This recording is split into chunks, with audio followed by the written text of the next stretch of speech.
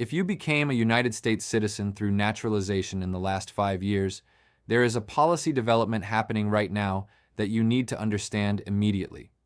On February 10, 2026, the Department of Homeland Security issued new guidance that fundamentally changes how denaturalization proceedings may be initiated, and this affects approximately 3.8 million naturalized citizens who obtained their citizenship since 2021. This is not about creating panic. This is about understanding a significant shift in enforcement policy that could impact your long-term security as a United States citizen. Whether you naturalized last month or 10 years ago, the legal framework surrounding citizenship revocation has quietly changed, and most people have no idea this is happening. Stay with me for the next 12 minutes, because what I'm about to explain could be the difference between confusion and clarity about your rights as a naturalized American. My name is Raymond Crivello. I'm a senior immigration analyst and consultant, and on this channel I break down complex immigration developments into clear, fact-based analysis you can actually understand. I don't traffic in rumors. I don't amplify fear. What I do is take dense policy documents, legal memos, and regulatory changes and translate them into information you can use to protect yourself and your family. Before we continue, I need to be crystal clear about something. I am not your attorney, and this content is for educational and informational purposes only. Always consult with a licensed immigration attorney about your specific case. Immigration law is extraordinarily complex, and individual circumstances vary dramatically. What I provide here is analysis, not legal advice. Now let's break down exactly what's happening with denaturalization policy in 2026. On February 10, 2026, the Department of Homeland Security Office of Immigration Litigation issued an internal enforcement memorandum titled Enhanced Protocols for Naturalization Fraud Detection and Denaturalization Referrals. This is not legislation. This is not a court order.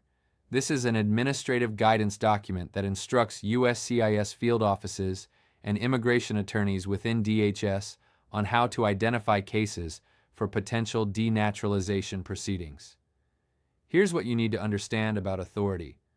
Under Section 340 of the Immigration and Nationality Act, the federal government has always had the legal power to revoke citizenship that was illegally procured or procured by concealment of a material fact or by willful misrepresentation. That authority has existed since 1952. What has changed is not the law itself, but the enforcement priority and the procedural mechanisms by which cases are flagged for review. The memo establishes three primary trigger categories for denaturalization review. First, any naturalization application where the applicant failed to disclose a prior removal order, deportation proceeding, or final order of exclusion. Second, cases where criminal conduct occurring before naturalization was not disclosed on the N-400 application, specifically crimes involving moral turpitude, aggravated felonies as defined under INA 101A 43, or controlled substance violations. Third, cases where marriage-based green card holders naturalized within 3 years of conditional residence removal, but where the underlying marriage is now under fraud investigation. This memo does not create new grounds for denaturalization. What it does is create a systematic referral process where USCIS officers, during routine immigration benefit adjudications like re-entry permit applications, are now required to cross-reference naturalization records against criminal databases, prior immigration files, and removal databases. If discrepancies are found, the case is automatically referred to the DHS Office of Immigration Litigation for denaturalization consideration. Now here's where this becomes critical. You might be thinking, I didn't lie on my application, so this doesn't apply to me. And for the vast majority of naturalized citizens, that is absolutely correct. But there are three scenarios where innocent mistakes or misunderstandings could create serious legal exposure, and this is what many people are missing. Scenario 1. Disclosure of arrests versus convictions. The N-400 naturalization application asks if you have ever been arrested, cited, or detained by any law enforcement officer for any reason. Many applicants, often based on bad advice or misunderstanding, only disclose convictions. They think if charges were dropped or dismissed, it doesn't count. That is incorrect. The question asks about arrests. If you were arrested in 2018 for a misdemeanor that was later dismissed, and you didn't disclose it on your 2022 naturalization application, that omission could now be flagged as willful misrepresentation, even if you genuinely believe dismissed charges didn't need to be reported. Scenario 2. Traffic violations involving alcohol or drugs. Many applicants are told that minor traffic tickets don't need to be disclosed. That's partially true for standard speeding tickets or parking violations. But if you received a citation for DUI, DWI, or reckless driving, even if it was reduced to a lesser charge, that is considered a disclosure-required incident. If that citation was not disclosed and is now discovered during a database cross-check, it could trigger a denaturalization referral. Scenario 3. Prior immigration violations that were never formally adjudicated. Let's say you overstayed a visa by 90 days in 2015, left the United States, and later returned on a different visa without incident. You obtained lawful permanent residence through employment in 2020 and naturalized in 2023. During your naturalization interview, you were not specifically asked about the 2015 overstay because it didn't result in a bar under INA 212A-9. However, if that overstay is now discovered and USCIS determines you should have disclosed it under the question about whether you've ever violated the terms of any visa, that could be characterized as concealment of a material fact. This is what makes this policy shift so concerning. It's not just targeting people who committed obvious fraud. The enhanced database cross-referencing systems are identifying technical discrepancies that applicants may not have even understood were required disclosures. But here's the detail most immigration attorneys and advocates are focused on right now. To successfully denaturalize someone, the government must prove in federal court, under a standard that depends on the type of fraud alleged, that the misrepresentation or concealment was willful and material. Material means it would have affected the decision to grant naturalization. Willful means you knew you were providing false information or deliberately omitting required information. That is a high legal standard. A simple mistake or misunderstanding of a question on the N-400 form is not grounds for denaturalization if you can demonstrate good faith. However, here's the vulnerability. Once DHS refers a case to the Department of Justice for denaturalization proceedings, you are now in federal litigation. Even if you ultimately prevail and the court finds that your omission was not willful or material, you will have spent tens of thousands of dollars on legal defense, endured months or years of legal uncertainty, and experienced profound stress on your family. The process itself becomes the punishment, even if you win. This is why the American Immigration Lawyers Association issued a statement on February 13th, calling this memo a troubling shift toward mass denaturalization review that will disproportionately impact communities of color and low-income naturalized citizens who may have had inadequate legal representation during the naturalization process. Let me give you a realistic example of how this could affect a real family. Maria naturalized in 2023 after obtaining her green card through her U.S. citizen husband in 2018. In 2016, before she even met her husband, Maria was arrested during a protest. She was detained for 4 hours and released without charges. The arrest never appeared on her background check when she applied for her green card because charges were never filed. When she filled out her N-400 in 2023, she didn't remember the incident because it was 7 years prior, it was brief, and nothing came of it. She answered no to the question about ever being arrested. In January 2026, Maria applies for a re-entry permit because she needs to travel abroad for an extended period to care for her sick mother. During the routine processing of that application, USCIS conducts a database cross-check. The 2016 arrest appears in a law enforcement database. The system flags a discrepancy. Her case is referred for denaturalization review. Maria now faces a federal lawsuit seeking to revoke her citizenship, not because she committed fraud, but because of a technical omission regarding a brief arrest that resulted in no charges. This is the type of case that immigration advocates are deeply concerned about under this new enforcement guidance. So what do you do if you're a naturalized citizen watching this right now? Here is a structured 5-step action plan. Step 1. Review your naturalization application.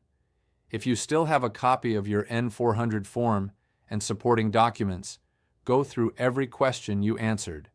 Look specifically at the questions about arrests, citations, criminal history, immigration violations, and organizational memberships. If you realize now that you may have made an unintentional error or omission, document exactly what happened and when. Do not attempt to correct it on your own. Step 2. Consult with an experienced immigration attorney immediately if you believe there is any discrepancy between what you disclosed and what actually occurred in your history. An attorney can assess whether the omission rises to the level of materiality and willfulness and can advise you on whether a preemptive legal strategy is appropriate. Step 3. Do not apply for immigration benefits that trigger enhanced review unless absolutely necessary. Re-entry permits, certificates of citizenship for children, and certain other applications now appear to trigger the cross-referencing protocols described in this memo. If you don't urgently need these documents, consider waiting until there is more clarity about how aggressively this policy will be enforced. Step 4. Maintain meticulous records of your ongoing compliance with U.S. law. Pay your taxes. Avoid any criminal conduct. Maintain continuous residence if you're planning to sponsor family members.